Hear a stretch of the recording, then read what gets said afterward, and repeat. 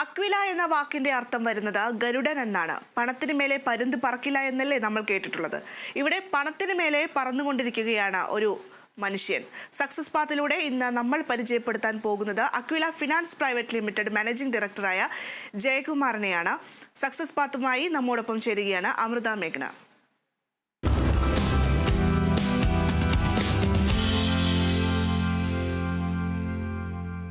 നമസ്കാരം. കേരള വിഷൻ്റെ സക്സസ് പാത്തിലേക്ക് എല്ലാവർക്കും സ്വാഗതം. ഇന്ന് നമ്മൾ വന്നിരിക്കുന്നത് തൃശ്ശൂരാണ്. 30 വർഷത്തെ പാരമ്പര്യമായി മുന്നേറുന്ന അക്വില ഫിനാൻസിൻ്റെ മാനേജിംഗ് ഡയറക്ടർ ജയകുമാർ സാറിനെയാണ് സക്സസ് പാത്തിലൂടെ ഇന്ന് നമ്മൾ പരിചയപ്പെടാൻ പോകുന്നത്.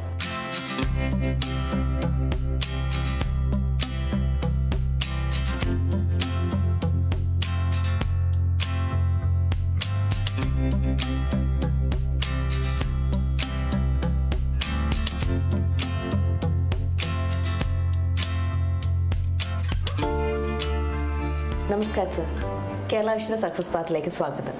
നമസ്കാരം. ഞങ്ങൾ ജസ്റ്റ് നമ്മുടെ കമ്പനിയെ പറ്റിയിട്ട് കൂടുതലായിട്ട് നമ്മളൊരു എൻക്വയറി നടത്തിയ സമയത്ത് 30 വർഷത്തെ പാരമ്പര്യം അക്വില ഫിനാൻസ് എന്ന് പറയുമ്പോൾ ഇന്ന് വരെ നമ്മൾ 30 വർഷത്തെ പാരമ്പര്യമുണ്ട്. അപ്പോൾ ആ ഒരു കാലം, അതായത് ഇത്രയും കാലഘട്ടം എന്ന് പറയുന്നത് ഓരോ തലമുറകൾ, അതായത് ഇപ്പം സാറിൻ്റെ ഒരു നല്ലൊരു കാലം തൊട്ട് അല്ലെങ്കിൽ ഒരു ചെറിയൊരു കാലം തൊട്ട് നമ്മൾ അറിഞ്ഞിരുന്ന് വന്നൊരു കമ്പനിയാണ്. അപ്പോൾ ആ ഒരു സ്ഥാപനത്തിനെ പറ്റിയിട്ട് എന്താണ് സാറിന് പറയാനുള്ളത്? അക്വില ഫിനാൻസ് ലിമിറ്റഡിനെ പറ്റി പറയുമ്പോൾ ഇത് ഒരു നോൺ ബാങ്കിങ് ഫിനാൻസ് രംഗത്ത് കഴിഞ്ഞ 30 വർഷമായി പ്രവർത്തിച്ചുകൊണ്ടിരിക്കുന്നൊരു സ്ഥാപനമാണ്. റിസർവ് ബാങ്ക് ഓഫ് ഇന്ത്യയുടെ ലൈസൻസോടുകൂടി പ്രവർത്തിക്കുന്ന ഒരു പബ്ലിക് ലിമിറ്റഡ് കമ്പനിയാണ് അക്വില ഫിനാൻസ് ലിമിറ്റഡ്.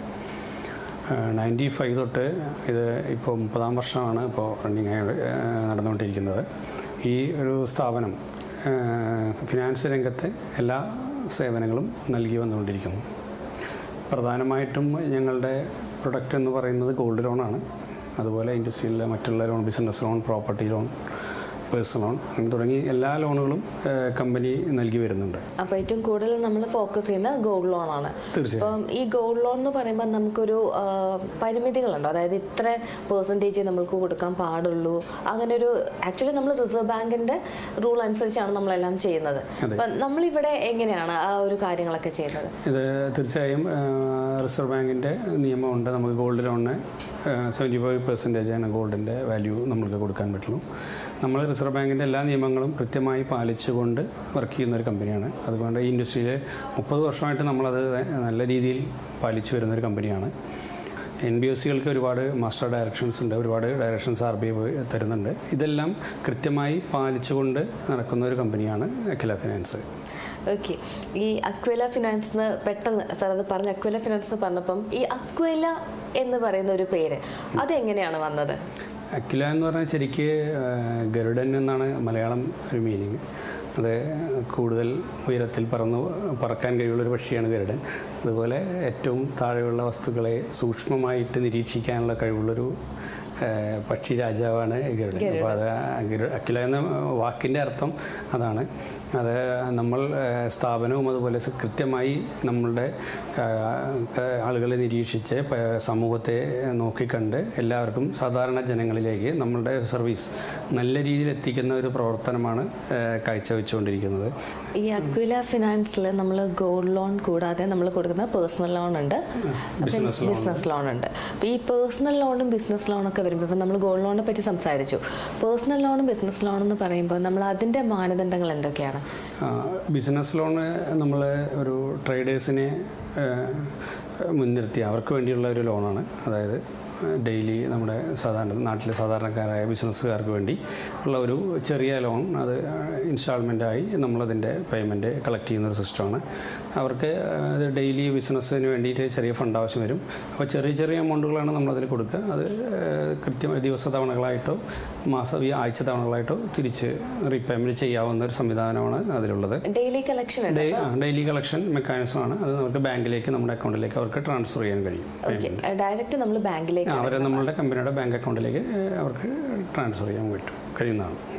മീൻസ് നമ്മളിപ്പം പേഴ്സണൽ ലോൺ ആണെങ്കിൽ നമ്മൾ ഇപ്പോൾ ക്ലയൻറ്റിന് എന്തൊക്കെ ജാമ്യം വേണം നമ്മളൊരു പേഴ്സണൽ ലോൺ എടുക്കണം? നമുക്ക് എല്ലാത്തിനും ഒരു ലോണിന് ഒരാൾ റിക്വയർമെൻറ്റ് സ്ഥാപനമായി വന്നാൽ നമ്മളതിൻ്റെ കമ്പനിയുടെ കുറേ അതിൻ്റെ ക്രെഡിറ്റ് സ്കോർ, ഈ വ്യക്തിക്ക് ക്രെഡിറ്റ് സ്കോർ നമ്മൾ വെരിഫൈ ചെയ്യും. അതുപോലെ അതിൻ്റെ ഡോക്യുമെൻറ്റേഷൻ, ഈ റീപേയ്മെൻറ്റ് കപ്പാസിറ്റി, കസ്റ്റമറുടെ പ്രൊഫൈൽ, ജോലി എന്താണ്, അവർക്ക് തിരിച്ചടയ്ക്കാനുള്ള ഒരു കഴിവുള്ള ആളാണോ, അങ്ങനെയുള്ള കാര്യങ്ങളെല്ലാം നോക്കി വ്യക്തമായി അദ്ദേഹത്തിനൊരു റീപേയ്മെൻറ്റ് കപ്പാസിറ്റി ഉണ്ട്, എവിടെയും മറ്റ് കമ്പനികളിലൊക്കെ ലോൺ എവിടെന്നെങ്കിലും എടുത്തന്നെ അത് കൃത്യമായി റീപേയ്മെൻറ്റ് ചെയ്യുന്ന ഒരാളാണ് എന്ന് ഉറപ്പ് വരുത്തിയതിന് ശേഷം അതിൻ്റെ ഡോക്യുമെൻറ്റേഷൻ ഉണ്ട്, എഗ്രിമെൻറ്റും കാര്യങ്ങളും നമ്മൾ അതൊക്കെ വാങ്ങിച്ചതിന് ശേഷമാണ് നമ്മൾ ഈ ലോൺ ഇഷ്യൂ ചെയ്യുന്നത്. നമ്മൾ സിബിൽ സ്കോറും അതെല്ലാം ചെക്ക് ചെയ്ത ശേഷം മാത്രമാണ് നമ്മൾ ആ ലോൺ പ്രൊവൈഡ് ചെയ്യുന്നത്. ഇതിപ്പോൾ പേഴ്സണൽ ലോണും ബിസിനസ് ലോണും സെയിം ഇത് തന്നെയാണോ? ഡോക്യുമെൻറ്റേഷനിൽ ചെറിയ ചെറിയ വ്യത്യാസങ്ങളുണ്ടായിരിക്കും. ഇപ്പം മറ്റുള്ള കമ്പനികളുടെ വെച്ച് ഇതുപോലെ ഈ തൃശ്ശൂർ ഡിസ്ട്രിക്റ്റിൽ തന്നെയാണ് ഒരുപാട് ഫിനാൻഷ്യൽ കമ്പനീസ് ഉണ്ട്, അല്ലെങ്കിൽ ഒരു ധനകാര്യ മേഖല എന്ന് പറയുന്നത് തൃശ്ശൂരാണ്. അപ്പോൾ ഇവിടെ നമ്മൾ മറ്റുള്ളവരിൽ നിന്ന് വ്യത്യസ്തമാവുന്നത് എങ്ങനെയാണ്? തൃശ്ശൂർ ജില്ല എന്നത് ശരിക്ക് ഫിനാൻസ് കമ്പനികളുടെ ഒരു നാടാണ്. ഒരുപാട് കമ്പനികളുടെ ഹെഡ് ഓഫീസും ബ്രാഞ്ചുകളും ഏറ്റവും കൂടുതലുള്ള ഒരു ജില്ല കൂടിയാണ് തൃശ്ശൂർ. അക്കില ഫിനാൻസ് കഴിഞ്ഞ 30 വർഷമായി ഇവിടെ വർക്ക് ചെയ്യുന്ന പറഞ്ഞാൽ ഒരുപാട് വർഷങ്ങളായിട്ടുള്ള ഒരുപാട് കസ്റ്റമേഴ്സ് ഞങ്ങളുടെ അടുത്തുണ്ട്. കാരണം നമ്മൾ കൊടുക്കുന്ന സർവീസ് തന്നെയാണ് അവർ ഈ കമ്പനിയിൽ റിട്ടേൺ ചെയ്യാനുള്ള കാരണം. ഈ ഇൻഡസ്ട്രിയിൽ നൽകാൻ കഴിയുന്ന ഏറ്റവും നല്ല സർവീസാണ് നമ്മൾ നൽകുന്നത്. അത് ഇപ്പോൾ ബ്രാഞ്ചുകളിൽ നമ്മുടെ സ്റ്റാഫിൻ്റെ ഭാഗത്തുനിന്നാണെങ്കിലും കമ്പനിയുടെ ഭാഗത്താണെങ്കിലും കസ്റ്റമേഴ്സിന് അവരുടെ കാര്യങ്ങൾ നേരിട്ട് വന്ന് പറയാനും അതിന് ഇമ്മീഡിയറ്റ് ആയിട്ടുള്ളൊരു സൊല്യൂഷൻസ് കൊടുക്കാനും കമ്പനിക്ക് കൊടുക്കേണ്ടത്. ഒരു ലോൺ റിക്വയർമെൻ്റ് ആണെങ്കിലും അത് വളരെ വേഗത്തിൽ അവർക്ക് ചെയ്തു കൊടുക്കാനുള്ളൊരു ശ്രമങ്ങൾ ഞങ്ങൾ നടത്താറുണ്ട്. ഗോൾഡ് ലോൺ ആണെങ്കിൽ മാക്സിമം ഒരു 15 മിനിറ്റ് അതിനുള്ളിൽ ഗോൾഡ് ലോൺ ഡിസ്ബസ് ചെയ്യാൻ കഴിയും. അതുമാത്രമല്ല കസ്റ്റമർ ഞങ്ങളുടെ സോഫ്റ്റ്വെയർ എല്ലാം അതിനെ കോമ്പറ്റ് ചെയ്യുന്നതാണ്. അപ്പോൾ ഒരു കസ്റ്റമർ ലോൺ എടുത്താൽ ഇമ്മീഡിയറ്റ് ആയിട്ട് അതിൻ്റെ ഫണ്ട് അവരുടെ അക്കൗണ്ടിൽ ക്രെഡിറ്റ് ആവും. ഞങ്ങൾ ഡയറക്റ്റ് പേ എന്ന് പറയുന്ന സംവിധാനം ഇൻ്റഗ്രേറ്റ് ചെയ്തിട്ടുണ്ട് സോഫ്റ്റ്വെയറിൽ. അപ്പോൾ കസ്റ്റമർ ലോൺ എടുത്തു കഴിഞ്ഞാൽ വിതിൻ സെക്കൻഡ്സ് അവരുടെ അക്കൗണ്ടിലേക്ക് ക്യാഷ് ക്രെഡിറ്റ് ആയിട്ടുണ്ടാവും, ഗോൾഡ് ലോൺ എമൗണ്ട്. അപ്പോൾ അതുപോലെ കൂടുതൽ ഡോക്യുമെൻറ്റേഷൻ വളരെ സിമ്പിളായി എന്നാൽ RBI പറയുന്ന എല്ലാ കാര്യങ്ങളും പാലിച്ചുകൊണ്ടുള്ള വേഗത്തിൽ ചെയ്യാവുന്ന ഡോക്യുമെൻറ്റേഷൻ, പിന്നെ വളരെ സ്പീഡി ആയിട്ടുള്ളൊരു സർവീസ്. അത് നമ്മൾ കസ്റ്റമേഴ്സിനെ വിളിച്ച് കാര്യങ്ങൾ റിമൈൻഡ് ചെയ്യും. ഇപ്പോൾ ഒരു ഗോൾഡ് ലോൺ എടുത്ത കസ്റ്റമേഴ്സ് ആണെങ്കിൽ ഇൻട്രസ്റ്റ് പേയ്മെൻറ്റ് നമ്മളൊരു ഫോൺ വിളിച്ച് സാറേ ഡേറ്റ് ആയിട്ടുണ്ടെന്ന ഒരു വിവരം നമ്മൾ അവർക്ക് കൊടുക്കുക. അപ്പോൾ കസ്റ്റമേഴ്സിന് കൊടുക്കുന്ന സർവീസ് തന്നെയാണ് നമ്മളിലേക്ക് ആളുകൾ എത്താനുള്ളത്. അത് ഇൻഡസ്ട്രിയിൽ കൊടുക്കാവുന്ന ഏറ്റവും ബെസ്റ്റ് സർവീസാണ് ഞങ്ങളൊക്കെ കൊടുക്കുന്നത്, ഇതുവരെ കൊടുത്തിട്ടുള്ളത്, ഇനി കൊടുത്തുകൊണ്ടിരിക്കുന്നതും അത് തന്നെയാണ്. ഇനി കൊടുക്കാൻ അത് കൂടുതൽ മെച്ചപ്പെട്ട രീതിയിലേക്ക് ഞങ്ങൾ മുന്നോട്ട് കൊണ്ടുപോകും. തീർച്ചയായിട്ടും ഇതേ ഒരു സർവീസ് തന്നെ മുൻപിലേക്ക് കൊണ്ടുപോകുന്ന ഉറപ്പുണ്ട്. ഓക്കെ, അതുപോലെ നമ്മളിപ്പോൾ കസ്റ്റമർ സർവീസ് എന്ന് പറഞ്ഞു, അപ്പോൾ അതിനായിട്ടൊരു വിങ് ഉണ്ടോ നമുക്കിവിടെ, ഒരു ടീം തന്നെ ഇരിപ്പുണ്ട്? തീർച്ചയായും ഒരു ബ്രാഞ്ചിൽ കസ്റ്റമേഴ്സിനെ സർവീസ് ചെയ്യാനുള്ള മാനേജറും സ്റ്റാഫുകളുമായിട്ട് ആളുകളുണ്ട്. അവർ കസ്റ്റമേഴ്സ് വന്നു കഴിഞ്ഞാൽ അവരുടെ കാര്യങ്ങൾ റിക്വയർമെൻറ്റ് ചോദിച്ചറിഞ്ഞ് അതിലുള്ള നടപടികൾ എത്രയും പെട്ടെന്ന് പൂർത്തിയാക്കി ഹെഡ് ഓഫീസ് കണക്ട് ചെയ്യേണ്ടതാണ്. ഹെഡ് ഓഫീസ് ചോദിച്ച് അതിൻ്റെ ഇമ്മീഡിയറ്റ് ആയിട്ടുള്ള അതിൻ്റെ നടപടികൾ നടക്കും.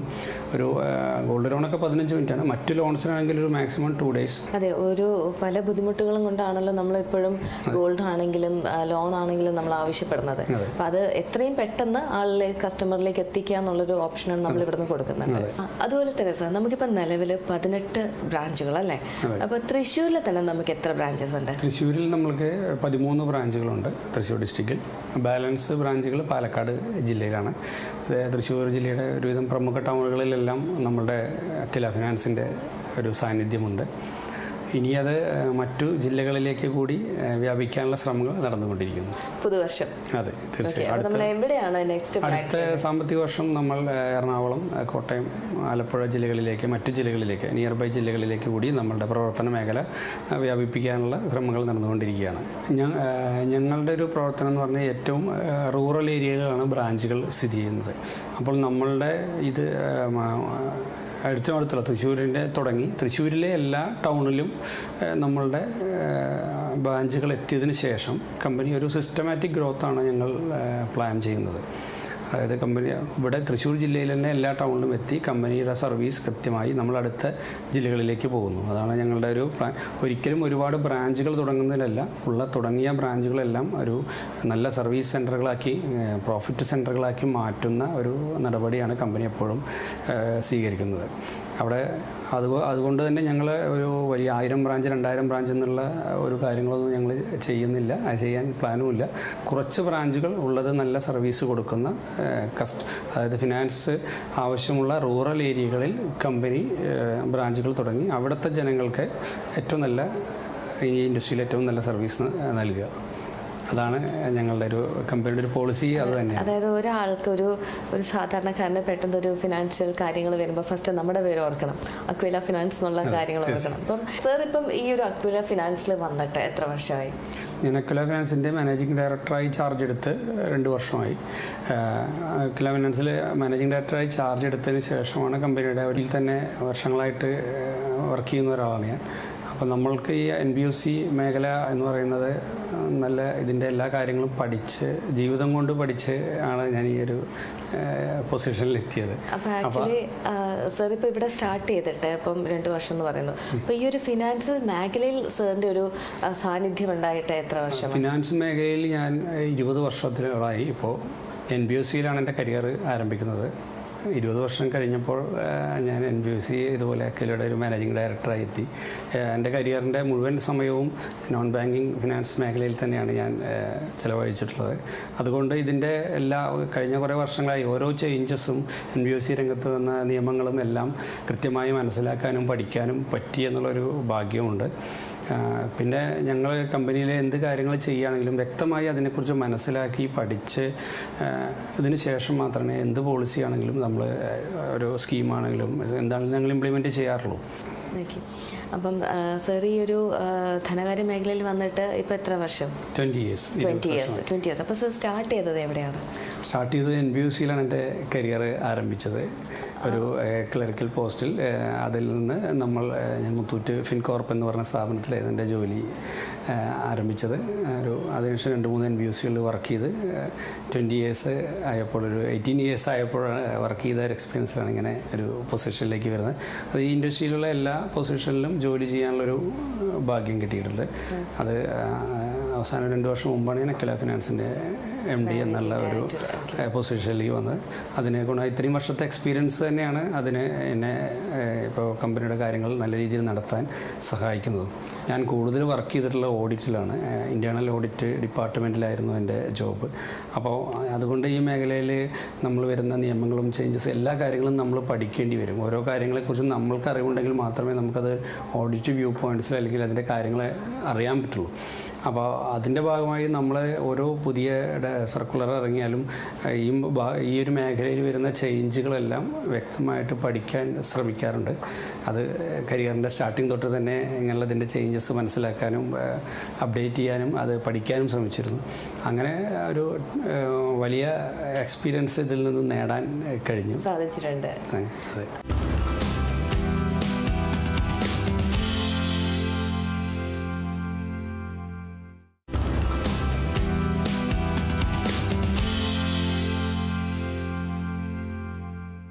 അപ്പോൾ 20 വർഷത്തെ എക്സ്പീരിയൻസ് തന്നെ ഈ ഒരു ഫീൽഡിലുണ്ട്.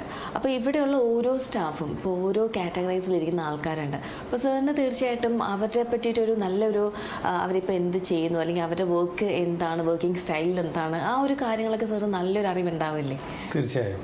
ഈ മേഖലയിൽ എല്ലാ മേഖലയിലും വർക്ക് ചെയ്തുകൊണ്ട് ഇവിടുത്തെ എല്ലാ ഡിപ്പാർട്ട്മെൻറ്റുകളുടെ ഫംഗ്ഷൻ ആണെങ്കിലും ബ്രാഞ്ചിലുള്ള കൗണ്ടറിൽ നിന്ന് ഉള്ള ഒരു വർക്കിംഗ് അറ്റ്മോസ്ഫിയർ എങ്ങനെയാണെന്നറിയാം. അവരപ്പോൾ ഓരോ എംപ്ലോയീസും ഏത് രീതിയിലാണ് ഇതിൻ്റെ കാര്യങ്ങൾ മനസ്സിലാക്കുന്നത്, ചിന്തിക്കുന്നത്, അതിനെക്കുറിച്ച് നമ്മൾക്കറിയാൻ പറ്റും. അപ്പോൾ എപ്പോഴും കമ്പനിയിൽ എന്ത് കാര്യം ചെയ്യുമ്പോഴും അതായത് ആളുകൾക്ക് മനസ്സിലാവുന്ന രീതിയിൽ, അതായത് നമ്മുടെ എംപ്ലോയീസ് എപ്പോഴും കൃത്യമായി അതിൻ്റെ കാര്യങ്ങളും നിയമങ്ങളും പഠിച്ചാൽ മാത്രമേ അവരത് പബ്ലിക്കിനോട്, ജനങ്ങളോടോ, കസ്റ്റമേഴ്സിലേക്കോ എത്തിക്കാൻ കഴിയുള്ളൂ. അവർ കമ്പനിയെ റെപ്രസെൻ്റ് ചെയ്ത് സംസാരിക്കുന്ന കാര്യങ്ങൾ സ്റ്റാഫ് മനസ്സിലാക്കിയാൽ മാത്രമാണ് അവർക്കത് മറ്റുള്ളവരോട് പറയാൻ പറ്റും. അതുകൊണ്ട് ഞങ്ങളൊരു വ്യക്തമായ ട്രെയിനിങ്ങുകൾ കൊടുക്കാറുണ്ട് എംപ്ലോയീസിന്, എന്തൊക്കെയാണ് കാര്യങ്ങൾ. അപ്പോൾ ഞാനിപ്പോഴും എൻ്റെ സഹപ്രവർത്തകരോട് പറയുന്നൊരു കാര്യം, നിങ്ങളൊരു കമ്പനിയിൽ ജോലി ചെയ്യുമ്പോൾ ആ കമ്പനിയുടെ വർക്കിങ്ങിനെക്കുറിച്ചും അതിൻ്റെ കാര്യങ്ങളെക്കുറിച്ചും നിങ്ങൾ നന്നായി പഠിക്കുക, മനസ്സിലാക്കുക. എന്നിട്ട് അതായിരിക്കണം നമ്മൾ മറ്റുള്ള ആളുകൾ, കസ്റ്റമേഴ്സിനോട് നമ്മൾ പറയേണ്ടത്. ഒരിക്കലും ഒരു തെറ്റായ ഇൻഫർമേഷൻ ഒരിക്കലും ഒരു കസ്റ്റമേഴ്സിനും കൊടുക്കാൻ പാടില്ല. എപ്പോഴും നമ്മൾ പറയുന്ന കാര്യങ്ങൾ എപ്പോഴും സത്യസന്ധമായിരിക്കണം. നിയമാനുസൃതമായിട്ട് ചെയ്യാൻ കഴിയുന്ന കാര്യങ്ങളായിരിക്കണം. അത് നമ്മൾ ഇപ്പോൾ RBI കുറേ സർക്കുലേഴ്സ് ഇറക്കിയിട്ടുണ്ട് ഓരോ കാര്യങ്ങളെക്കുറിച്ചും. ഇപ്പോൾ റീസെൻ്റ്ലി വന്നൊരു കീ ഫാക്ട് സ്റ്റേറ്റ്മെൻറ്റ്, അതായത് നമ്മളെ ലോൺസ് ചെയ്യുമ്പോൾ അതിൻ്റെ എത്ര രൂപയാണ് ഇൻട്രസ്റ്റ് വരുന്നത്, അതിൻ്റെ ചാർജുകൾ എന്തൊക്കെയാണ്, ഇതെല്ലാം വ്യക്തമായിട്ട് കസ്റ്റമർക്ക് അറിയണം. അപ്പോൾ ഞങ്ങൾ ഈ സർക്കുലർ ഇറങ്ങിയ ഉടനെ ഞങ്ങളത് ഇംപ്ലിമെൻറ്റേഷനിലേക്ക് പോയി. അപ്പോൾ ഒരു ലോൺ എടുക്കുന്ന കസ്റ്റമറോട് അവർക്ക് അതിൻ്റെ എന്തെല്ലാം ചാർജുകളാണ് വരിക, എത്രയാണ് ഇൻട്രസ്റ്റ് റേറ്റ്, ഇത് വ്യക്തമായിട്ട് അവർക്ക് മനസ്സിലാക്കുന്ന രീതിയിൽ അവരൊന്ന് പറഞ്ഞ് മനസ്സിലാക്കി സൈൻ വാങ്ങിച്ച് അതിനുശേഷമാണ് നമ്മൾ അവർക്ക് ലോൺ ഇഷ്യൂ ചെയ്യുന്നത്. അതിൻ്റെ റീപേയ്മെൻറ്റ് കാര്യങ്ങൾ എല്ലാം വ്യക്തമായിട്ട് ഒരു ലോൺ കൊടുക്കുന്നതിന് മുമ്പ് കസ്റ്റമറെ പറഞ്ഞ് മനസ്സിലാക്കാറുണ്ട്. അത് നമ്മൾ സ്റ്റാഫിനും ആ ട്രെയിനിങ് കൊടുക്കാറുണ്ട്. ഇത് പുതിയ ചേഞ്ചസ് എന്ത് വന്നാലും അപ്പോൾ നമ്മളൊരു മന്ത്ലി വൺസ് ഒരു മീറ്റിംഗ് വിളിച്ച് അവർക്ക് ട്രെയിനിങ് കൊടുത്ത് അവരോട് കാര്യങ്ങൾ കൃത്യമായിട്ട് പറയും. അപ്പോൾ അതുകൊണ്ട് എല്ലാതും നമ്മുടെ എംപ്ലോയീസിനോട് കാര്യങ്ങൾ ചോദിച്ചാൽ അവർക്ക് വ്യക്തമായിട്ട് അറിയാം. ഈ ഹിഡൻ ചാർജസ് ഒന്നുമില്ല. നമ്മൾ ഇൻട്രസ്റ്റ് കാര്യങ്ങൾ എത്രയാണ് വരുന്നത്, അതിൻ്റെ മറ്റ് പ്രോസസ്സിംഗ് ഉണ്ടെങ്കിൽ അത് എത്രയാണ്, ഇതെല്ലാം കസ്റ്റമേഴ്സിനോട് പറയും. കാരണം നമുക്ക് കസ്റ്റമേഴ്സ് എല്ലാം ഈ മേഖലയിൽ അത്യാവശ്യം അറിവുള്ള ആളുകളാണ്. അപ്പോൾ അവരോട് നമ്മൾ എല്ലാ കാര്യങ്ങളും തുറന്ന് പറയുമ്പോൾ അവർക്ക് സത്യസന്ധമായിട്ട് നല്ലൊരു സർവീസ് കൊടുത്താൽ അവർ വേറൊരു കമ്പനിയിൽ ഒരിക്കലും ഇല്ല, ഒരു ആവശ്യം വരുമ്പോൾ എപ്പോഴും അക്വിലയിൽ തന്നെ വരണം എന്നുള്ള ഒരു ഇതിൽ അവർ നമ്മളെ തന്നെ സമീപിക്കും. അതുകൊണ്ട് നമ്മളെപ്പോഴും പറയുന്നത് കസ്റ്റമർ എപ്പോഴും കിങ് ആണ്, കസ്റ്റമർ ഈസ് ദ കിങ്. അപ്പോൾ അവരെ ഒരിക്കലും നമ്മളുടെ ഭാഗത്തു നിന്നുള്ളൊരു പെരുമാറ്റം കൊണ്ടോ അല്ലെങ്കിൽ സംസാര രീതി കൊണ്ടോ ഒരിക്കലും കസ്റ്റമേഴ്സ് നമ്മളിൽ നിന്ന് പോകാൻ പാടില്ല. അപ്പോൾ അവർക്ക് ഏറ്റവും നല്ല രീതിയിൽ സത്യസന്ധമായി കാര്യങ്ങൾ അവരോട് പറയുക, അതിനുശേഷം അവർക്ക് വേണ്ട സർവീസ് ചെയ്യുക. നമ്മൾക്ക് ഇവിടെയുള്ള എംപ്ലോയീസ് ഇപ്പം നമ്മളൊരു സ്ഥാപനം നടത്തുകയാണെങ്കിൽ നമുക്കൊരു ഫാമിലി ആയിരിക്കും നമ്മുടെ ഒരു എംപ്ലോയി എന്ന് പറയുന്നത്. അപ്പോൾ ഇവിടെ നമുക്ക് നമ്മുടെ എംപ്ലോയീസിന് നമ്മൾ കൊടുക്കുന്ന എന്തൊക്കെ സർവീസിങ് നമ്മുടെ സൈഡിൽ എംപ്ലോയീസിന് കൊടുക്കുന്ന എന്തൊക്കെയുണ്ട്? ഒരു കമ്പനിയുടെ വിജയം അല്ലെങ്കിൽ ആ കമ്പനി നല്ല രീതിയിൽ നടത്താൻ അതിൽ ജോലി ചെയ്യുന്ന ആളുകൾക്ക് എപ്പോഴും വളരെ പ്രാധാന്യമുണ്ട്. കമ്പനിയുടെ അസറ്റ്സ് എന്ന് പറയുന്നത് അവിടുത്തെ എംപ്ലോയീസ് തന്നെയാണ്. കാരണം എല്ലാ നിയമങ്ങളും പാലിച്ച് കമ്പനി പറയുന്ന കാര്യങ്ങൾ വളരെ ഭംഗിയായിട്ട് ചെയ്യാൻ അവിടുത്തെ എംപ്ലോയീസിന് കഴിയും.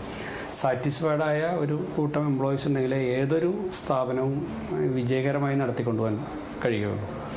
അപ്പോൾ ജോലി ചെയ്യുന്ന ആളുകൾക്ക് എപ്പോഴും ഇത് സ്വന്തം കമ്പനിയാണ്, അല്ലെങ്കിൽ നമ്മളുടെ ഒരു നല്ല ഒരു ആത്മാർത്ഥമായ പ്രവർത്തനം ഇതിലേക്ക് വേണമെന്നൊരു തോന്നൽ അവർക്ക് സ്വന്തമായിട്ടുണ്ടാവണം. ആ ഒരു നല്ല വർക്ക് അറ്റ്മോസ്ഫിയർ ഇവിടെ ക്രിയേറ്റ് ചെയ്യാൻ ശ്രമിക്കാറുണ്ട്.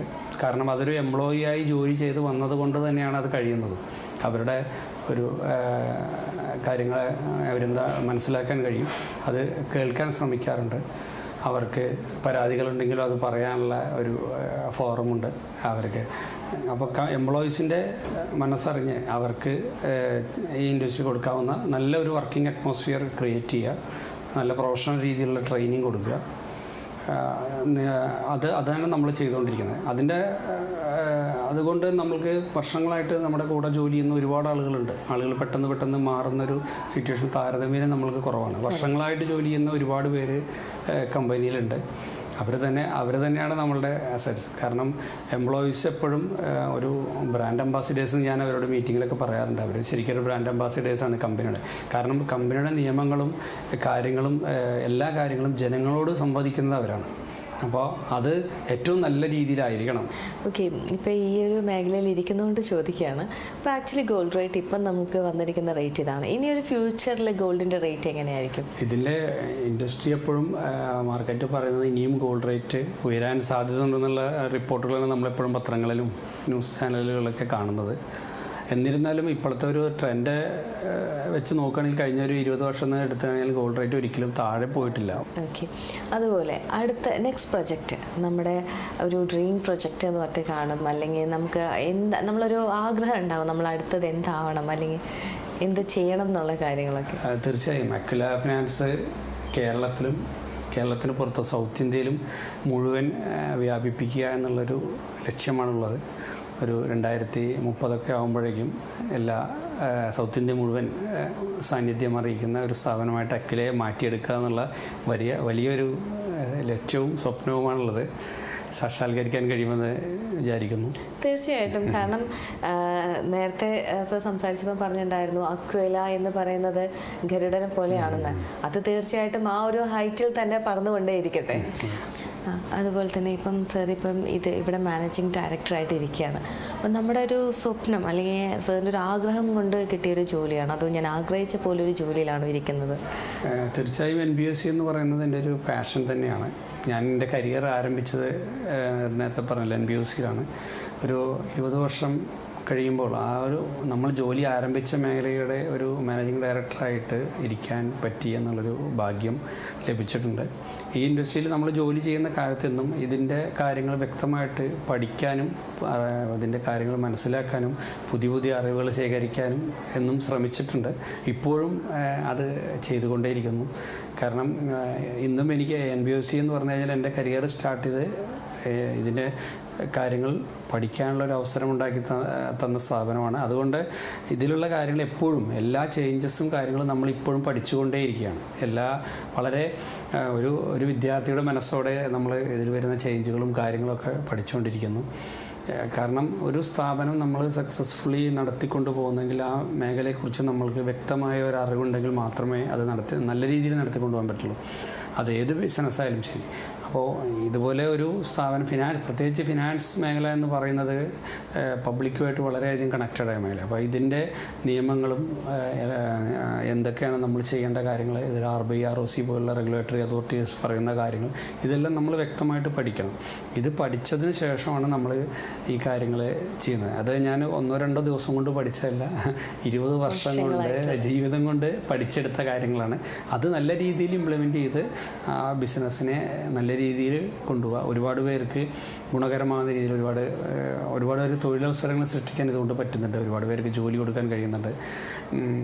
അതുപോലെ സമൂഹത്തിനും നമ്മളെ കൊണ്ട് കഴിയുന്ന ഒരുപാട് നല്ല കാര്യങ്ങൾ ചെയ്യാൻ ഈ ഒരു ഫിനാൻസ് മേഖലയിലൂടെ സാധിക്കുന്നുണ്ട്.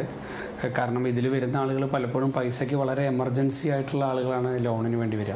അപ്പോൾ അവരുടെ ഒരു റിക്വയർമെൻറ്റ് വളരെ നല്ല രീതിയിൽ സ്പീഡി ആയിട്ട് ചെയ്തു കൊടുക്കാൻ അവർക്കൊരു സന്തോഷം. ചിലപ്പോൾ ഹോസ്പിറ്റൽ കേസായിരിക്കാം, അതല്ലെങ്കിൽ മറ്റ് വല്ല എമർജൻസി സിറ്റുവേഷനിലാണ് അവരെപ്പോഴും ഒരു ഫിനാൻസ് സ്ഥാപനത്തിനെ സമീപിക്കുന്നത്.